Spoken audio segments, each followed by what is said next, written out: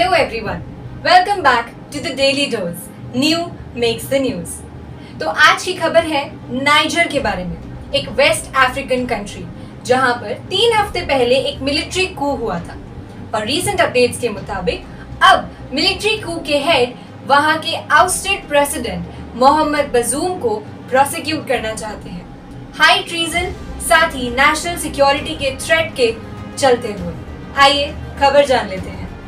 Niger में military हुंडा ने प्रेसिडेंट मोहम्मद बजूम को देशद्रोह और नेशनल सिक्योरिटी के थ्रेट के जुर्म में मुकदमा चलाने की घोषणा की है। ये एक लेटेस्ट साइन है मिलिट्री कू का, जिससे ये पता चलता है कि वो किसी भी इंटरनेशनल प्रेशर को नहीं मानेंगे। प्रेजेंटली बजूम को उन्हीं के पैलेस के बेसमेंट में कैद कर रखा है। 63 years old man with his wife and son in that palace। वहां पर उनके हेल्थ कंसर्न्स की काफी सारी न्यूज है जो पूरे वर्ल्ड में सर्कुलेट हो रही हैं। Presently Gen Abdourahamane Tchiani, the head of the presidential guard unit यानी मिलिट्री कू के हेड, नाइजर के न्यू रूलर 26 जुलाई को पोजीशन पर आए थे। एक दूसरा एंगल इस सिनेरियो का है इकोवास, economic community of West African states. ये कम्युनिटी 15 स्टेट्स से बनी हुई है जो कि वेस्ट अफ्रीकन कंट्रीज ही हैं। वो आपस में रीजनल और इकोनॉमिक कोऑपरेशन की बात करती हैं। इकोवास के मुताबिक उन्होंने कहा है इस कूप को जल्द से जल्द कंट्री से हटना होगा, उसके लिए वो कुछ भी करेंगे। ऑल्दो उनके जितने भी दिए गए थ्रेट्स हैं वो पूरे अभी तक नहीं हुए।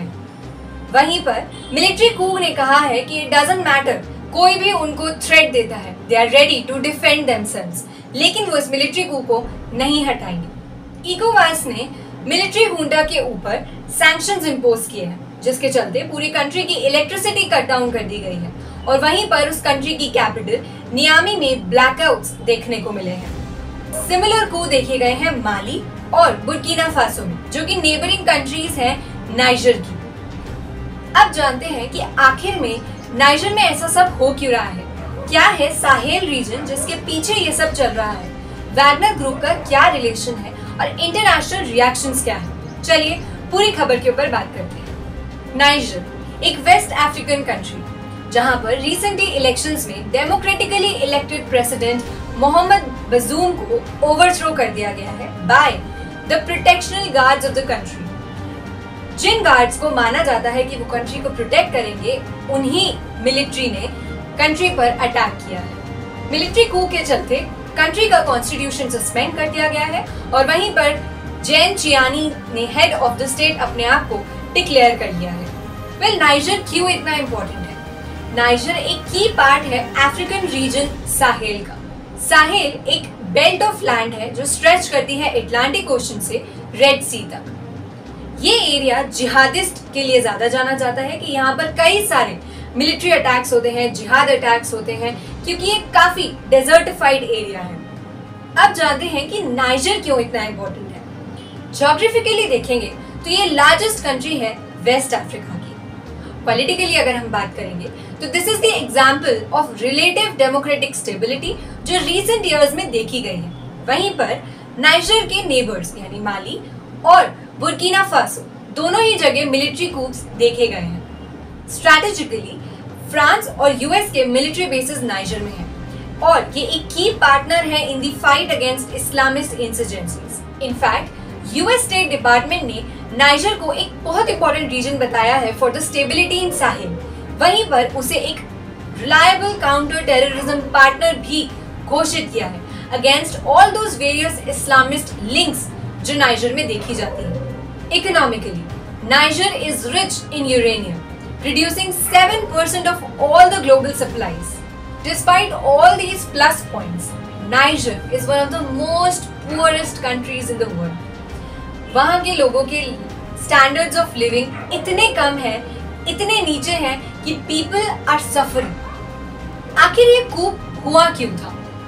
साहेल रीजन एक बहुत ही टर्बुलेंट और अनस्टेबल पार्ट है पूरे ही वर्ल्ड का और देखा जा रहा है कि डेमोक्रेसी धीरे धीरे वहां से बिल्कुल खत्म होती जा रही है। वायलेंट इस्लामिस्ट ग्रुप्स जितने हैं, they have gained ground by controlling the territory. उन्होंने ट्राई बॉर्डर रीजन पर कई सारे अटैक्स किए हैं जो कि माली, नाइजर और बुर्किना फासो से होता है। और जितने भी सोल्जर्स थे उन्होंने कहा कि नाइजर में क्योंकि ऐसा देखा जा रहा है इसलिए इट इज इम्पोर्टेंट कि मिलिट्री कू किया जाए because government can not do anything. हालांकि ये कहाँ तक सच है ये कोई बात प्रूव नहीं करती, क्योंकि माली और बुर्किना फासो में तो बहुत टाइम से मिलिट्री कू है लेकिन कहीं पर भी इंसर्जेंसीज खत्म नहीं हुई या फिर अटैक्स बंद नहीं हुए हैं। तो ये देखना पड़ेगा कि आखिर नाइजर में मिलिट्री कू के बाद क्या कुछ बदलता है। Talking about the international reactions इस कूप को लेकर, फ्रांस ने स्ट्रांगली कंडेम किया है मिलिट्री कू को। उन्होंने कहा है जितना जल्दी हो सके गवर्नमेंट को वापस रूल में आना पड़ेगा, डेमोक्रेसी लानी पड़ेगी ताकि लोगों के लिए कुछ किया जा सके। साथ ही में US secretary of the state Anthony Blinken ने कहा है कि प्रेसिडेंट का इमीडिएट रिलीज होना चाहिए। वहीं पर African union, West African regional bloc इकोवास, ईयू, यूएन सभी लोगों ने डिमांड की है इस कूप को हटाने की। They are all against the coup and they want back the democratically elected government into the rule। एक लौता सपोर्ट जो मिलिट्री कू को मिला है वो है रशिया के वैगनर मर्सनरी ग्रुप से। येवगेनी प्रिगोजिन के according this is a Triumph of military और ये चलता रहना चाहिए। Well, it is important to know कि ग्लोबल कॉन्सिक्वेंसेस क्या हो सकते हैं इस कूप के। प्रेसिडेंट बजूम की गवर्नमेंट पार्टनर थी in European countries which stopped the flow of migrants across the Mediterranean Sea। साथ ही में बजूम के अंडर ह्यूमन ट्रैफिकर्स को भी रोका गया था जो अफ्रीका में सर्कुलेट करते थे।